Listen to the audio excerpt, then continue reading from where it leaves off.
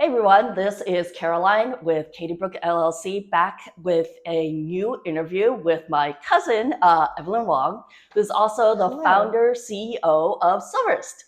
Yes. You want to talk a little bit about your business or yourself? Sure. So I've been working on this hair care brand for the past 2 years that is for natural silver hair. It's about to launch soon. And prior to that, I've worked in beauty and marketing management, a tiny little 1 year in cannabis. Yes, which is how we connected. Yes, exactly. Even though we're cousins, Yes, we that's have right. not really spent that much time together. Yes. Yeah. So, I mean, it's really cool that you're kind of on a whole different path now, right? Yes, it's different but related Yeah. because still running a business. Yeah.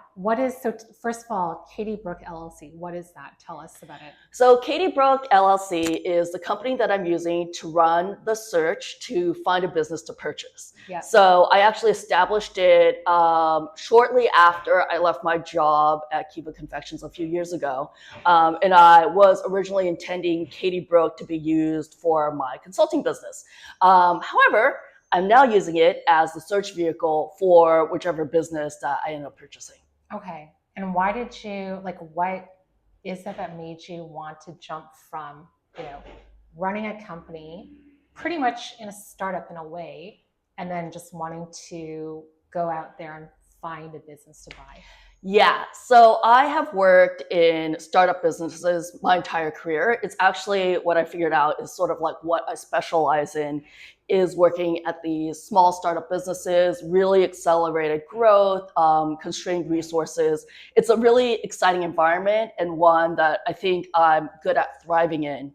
However, as you age, your priorities in life change, things that you want to see change. And also, after 8 years of working in cannabis, which is a very challenging, tough environment, Yeah. I realized that I still love running a business. It's one of the things I think I'm good at and I enjoy doing. But rather than going the startup angle, I would like to work in a company, in an industry that is far more stable. Okay. That's what I'm looking for. Stable. Yes. Okay. So, what are some examples of these types of businesses? So stable, a lot of people use this term who are into buying these small and medium-sized businesses, which they call boring businesses. Yeah. And that's kind of like the thing I'm getting into. So for me, it's not exactly like what I have been doing, which is the things I love, which is food CPG or the cannabis business. But boring business, things like plumbing, Okay. AC home repair. Yeah. I'm specifically looking to senior services, but things like laundromats. So these are basically businesses that have been around for a long time, at least 5 years, a lot of times more. They don't have super fast growth. They just have steady growth, but they're cash flow positive, they're profitable, and they're throwing off cash profits every year. Okay. Sounds pretty good. Yes. Yeah. So the attraction is stable, profitable. Yep. Yeah. Yep. And so far, how's it going? So I'm like 3 weeks into searching for a business to buy. Okay. I would say that it's challenging because I've created a certain profile of business that I'm looking for. Yeah. Turns out there aren't like hundreds of businesses like this because I want a certain profit margin. I want a certain level of excess cash flow and all these things. So what I've discovered is like, if you just want to buy any business, restaurants are really popular and apparently smoke shops in Arizona.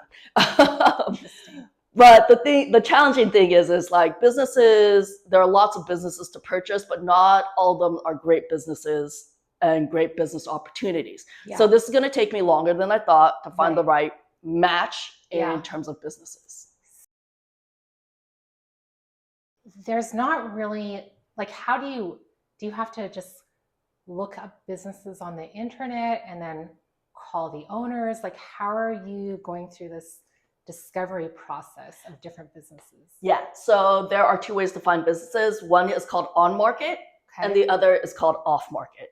So basically, on-market means that a business owner knows they want to sell their business, and they have contacted a broker, and they've created a listing for the business, and the listing then gets published. And there are different ways of finding these listings. You can either go to the broker's websites and they'll have listings, or there are aggregators for listings. For example, BizBuySell is the largest and most popular one. There's another one called withkumo.com. It's a subscription service, but it collects all of these listings together. So there are all these different websites where you can find listings. So that's an on-market business listing. And then the second thing that you have is off-market business listings. That is in the case where you find a business that you're interested in, and you go to the owner and say, hey, I'm interested in buying your business. Would you like to work out a deal? So both of these methods have their pros and cons. I'm primarily focusing my search on market business listings because those type of business owners are already ready to sell. Yeah, seems easier. You don't have to convince them. Exactly. Because with the off-market business listings, it's going to take longer because they don't necessarily have it in their head that they want to sell. They aren't working with someone to understand what is, the value of their business and going through all these hoops. The pro for the buyer is that you might be able to get it at a lower price. The con is it's a lot more work. It's a lot more work. Right. You've got to convince them. Exactly. This whole process. Exactly. Yeah. So have you found a broker, and how did you do that? So the broker process has been interesting. Because I have a targeted area where I'm searching to purchase a business, which is in either Nevada or Colorado, I basically went and searched for all the business brokers in these two states and then emailed all of them. And you just Google business broker, Nevada? It's actually, I did a mix of things. So one of them is BizBuySell is really great because it lists these business brokers, but it's not a catch-all. It doesn't list all business brokers. I definitely started with BizBuySell and started blasting out emails through there. And then the other thing I looked at were different business associations for brokers. There are certifying agencies for brokers and these type of, they'll have the listings of the brokers who are members and their contact information. So that was a secondary way that I was blasting out emails to these particular brokers. So far I've gotten about a 20% response rate. So not amazing. I've emailed 100 plus brokers. Wow. 20% response rate. So, and that's with, follow up after 10 days. Wow. So it's not an amazing number of brokers who have responded to me. But ideally, what I'm trying to do is within each state have a set number of brokers who are essentially sending me or keeping me in mind and sending me inbound deals that they might have. I mean, maybe that's a good screening criteria if they're not very responsive. Oh, absolutely. Right. Yeah. And why do you think there's such a low response rate for these people? I think one of the things is that brokers get a lot of inquiries. I see. And they want to filter out the people who are going to be serious about buying a business rather than casually looking, right? So they themselves need to determine, is this person worth working with? Okay. So you found, you have 20 or so brokers in each state that you're talking to ish. And then how much do brokers make? They take a percentage? Yeah. So this is really great is that the buyer doesn't pay the broker. Okay. The seller does. The seller does. Yeah. Okay. So that's not your fee. Yes, absolutely. Okay. So, and then why Arizona and Nevada? What's the attraction there? So right now, what I'm looking at is senior services. Okay. That's the area that I've decided I want to focus on. Nevada and Arizona have lower cost of living. We're here in California. California is a very high cost of living. So a lot of seniors, a lot of seniors, what they do is they may already be located in or will relocate to areas with lower cost of living once they retire. Yeah. And I basically looked at, where are baby boomers and retirees concentrated with large growing populations? Those areas that I felt were more accessible to me were Nevada and Arizona. And that's why I decided these are kind of the areas where I'm going to focus on obtaining my first businesses. Okay. And have you found any? I have found some businesses, but it's going to take a while in terms of finding the right deal that will fit. So again, with my criteria, I filtered out things that work with insurance, Okay. work with Medicare, or work with Medicaid. So within the system, it's called private payer. So I'm specifically looking for a private payer business. What's an example of something like that? I mean, there are lots of private payer businesses. An example would be an adult daycare. Okay. So for seniors who still live at home, but they want services or things like that, where they will go to an adult daycare, get out of their house, that's an example of a private payer system where they're just paying out of pocket for these services. Okay. Okay. And do you have to do some research about like the senior care industry, or Yes. like it's kind of a whole, on top of buying a business, there's this whole additional industry that you need Right. to learn about. I don't think you need to become an industry expert in senior care. I do think you need to kind of start learning about it. The lucky thing also is, as someone who's in her 40s, and I've seen not my parents, but friends of parents definitely have started utilizing these services. So if you talk to people our age, you realize that, oh, there are people whose parents have stopped driving. Right. They're no longer doing it. So in that case, they will often utilize senior transportation services. Yeah. Because a lot of times they're also not savvy enough to use Uber or Lyft, or they need specialized transportation if they're in a wheelchair.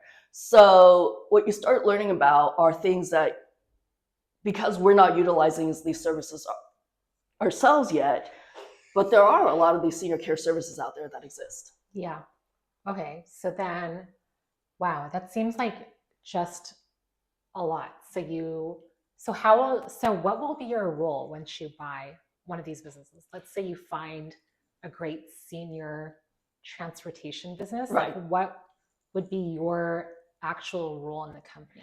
Yeah. So this basically goes to active and passive ownership. Okay. Is something that when you're buying a business that they talk about a lot. So you can become an active business owner where you're in there every day running the business, or there are grades of how active you are. Like 100% passive ownership is there's just someone else running the business for you, and you're taking like a percentage of the excess cash out or paying your salary, but you're just not involved.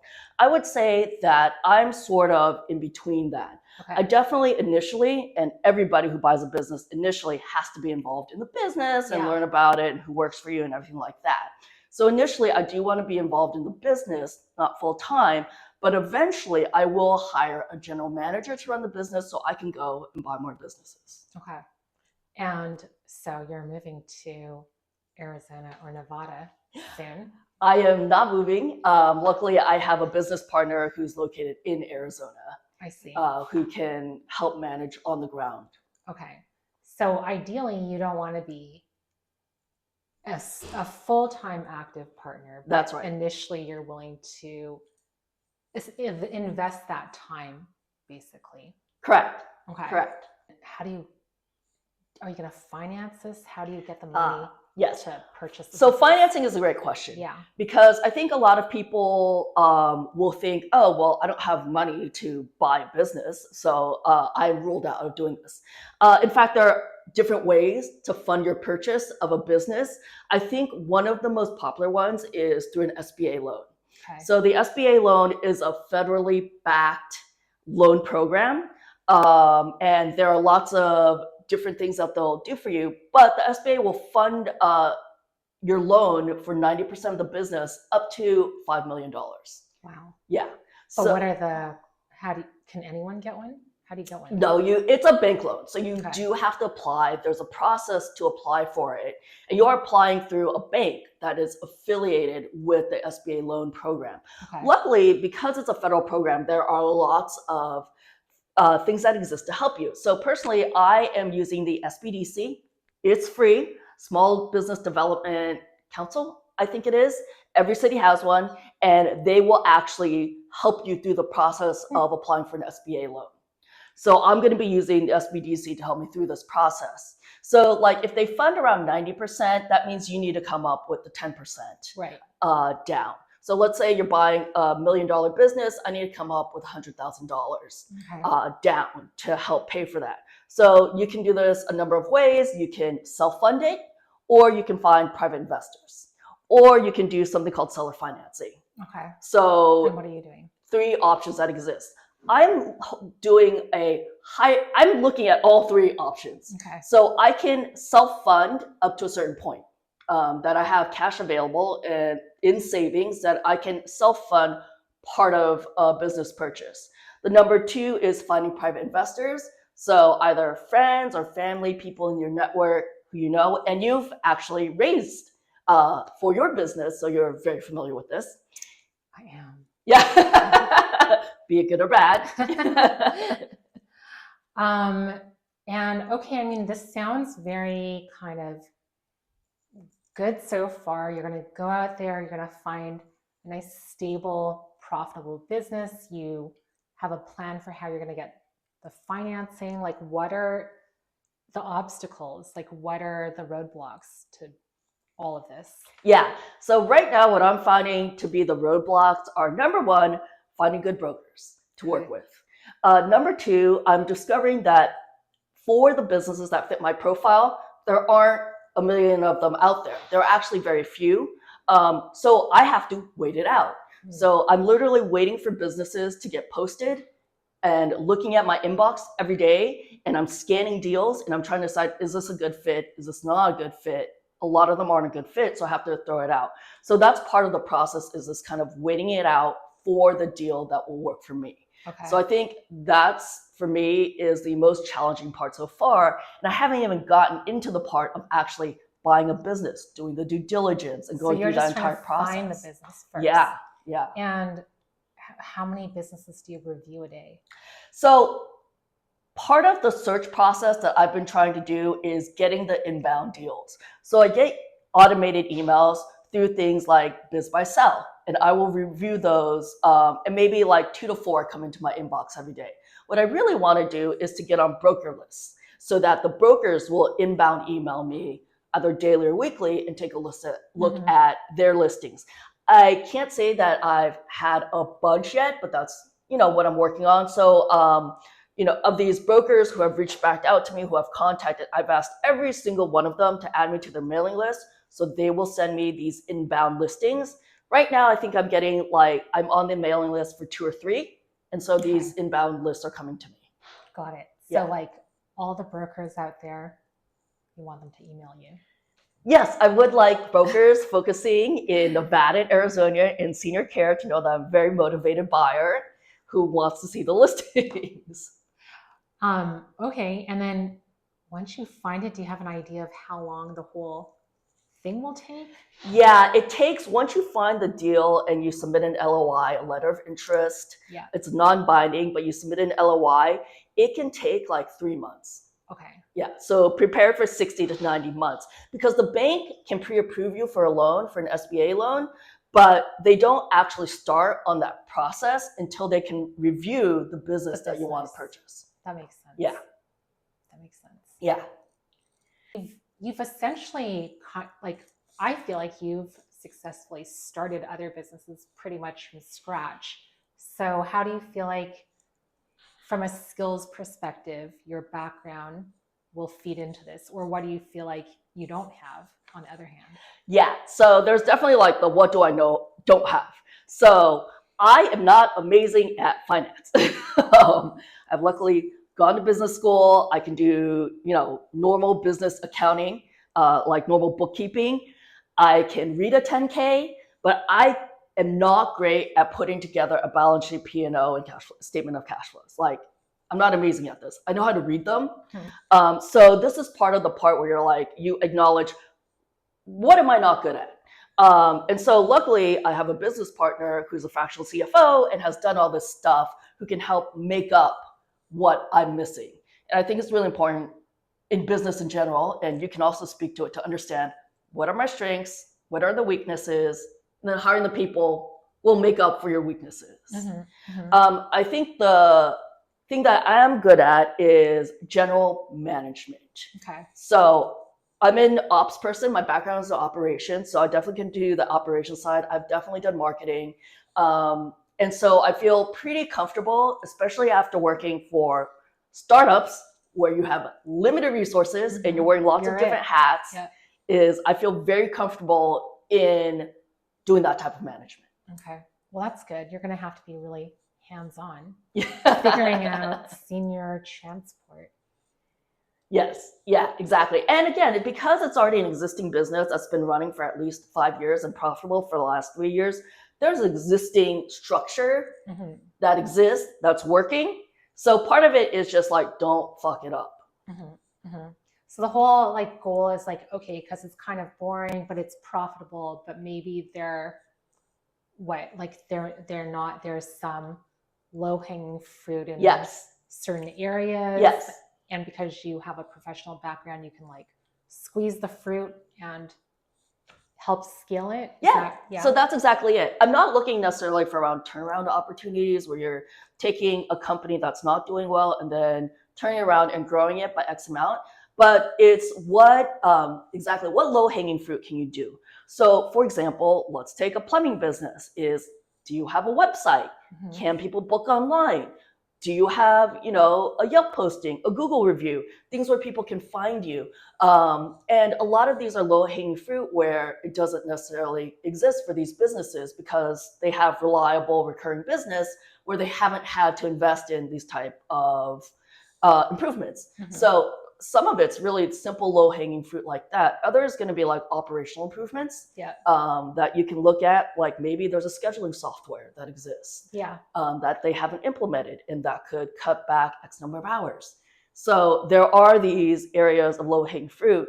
But again, as a stable business, I realize that I'm not going to see like 50% growth, 100% growth year over year, but I would like to see 5 to 10% growth.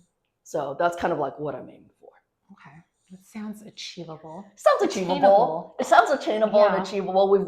We've both worked in businesses where the goalposts are much higher. Well, at least you get to set the goalposts. So yes, there's that too. Point. Yeah, absolutely. I mean, you first brought up this idea. I was like, cool. Right. Sounds interesting. Right. And I was kind of intrigued because I had never thought about it before as a possible career option. Yeah.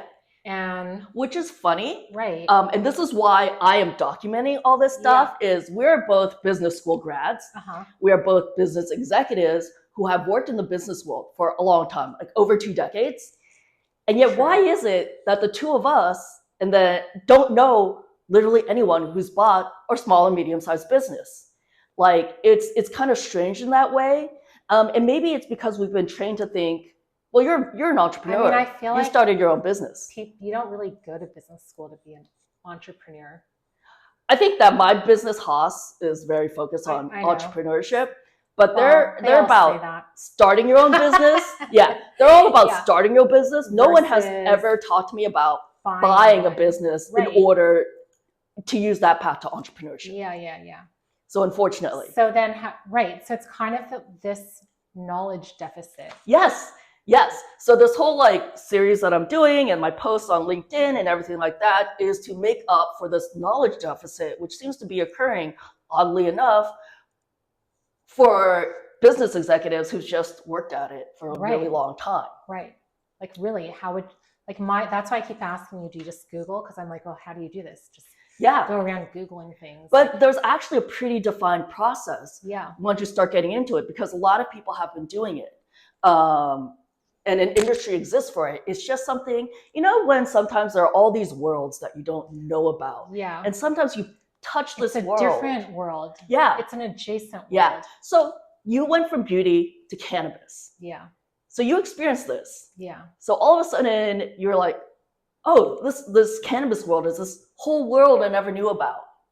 And so I think that's sort of like what's going on right now, is that for me and for a lot of people who are now kind of like poking at it because I've talked about it with my friends, it's just like, oh, wait a minute, this whole world I didn't know about Right. that exists. And maybe Right. that can also be an option for me. Right. It is very cool. I mean, so what's your ultimate goal and vision for this whole process? Yeah. So like the last year, I've been unemployed. I've done a little consulting here and there, but I haven't had like a full-time 40-hour-a-week job. And I never want to do that again. And I don't want to go back and work 40 hours a week minimum for someone else. What I discovered during this period of not working is I actually fill my days doing other things that I find a lot more rewarding. I serve on a board. I volunteer in advising businesses. I spend a lot of time with my niece, who's very young, so I get to help take care of her and be a part of her life. I do ceramics. I spend time with friends and family. So cool. I travel. These things are way more rewarding than working 40 hours a week. I know, I know, exactly. Now, I mean, to be fair, I've been like eating away at my savings this entire time, which is why I want to, start this business ownership journey, right? But the thing with owning an already existing profitable business is you get a lot to have a lot more time to yourself, right? In theory, we'll see. I'm not buying a turnaround. I'm buying a stable business. Yeah. So ideally, I put in like 20 hours a week, not 40 type thing. And then I get to a point of stability, bring in a GM, and go and buy my next business. Yeah. So that's kind of the plan. And really, really ideally, in like 5 to 10 years, I would like to retire. Yeah. Well, cool. I feel like if there are other people out there who are watching this and have done this, they should reach out to you. I would love it. Please reach out to me. So you can know if this is truly going to be like a 20-hour-a-week thing, if it's actually going to be a 60-hour-a-week thing. Yeah, I think it really varies based upon the type of business you end up buying.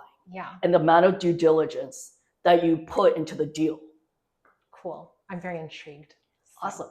Well, thanks very much for listening. And thank you to my awesome cousin, Evelyn. Check out Silverist.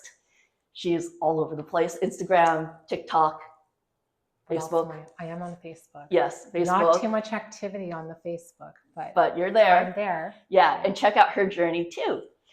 Thanks, everybody. Talk to you next time. See ya.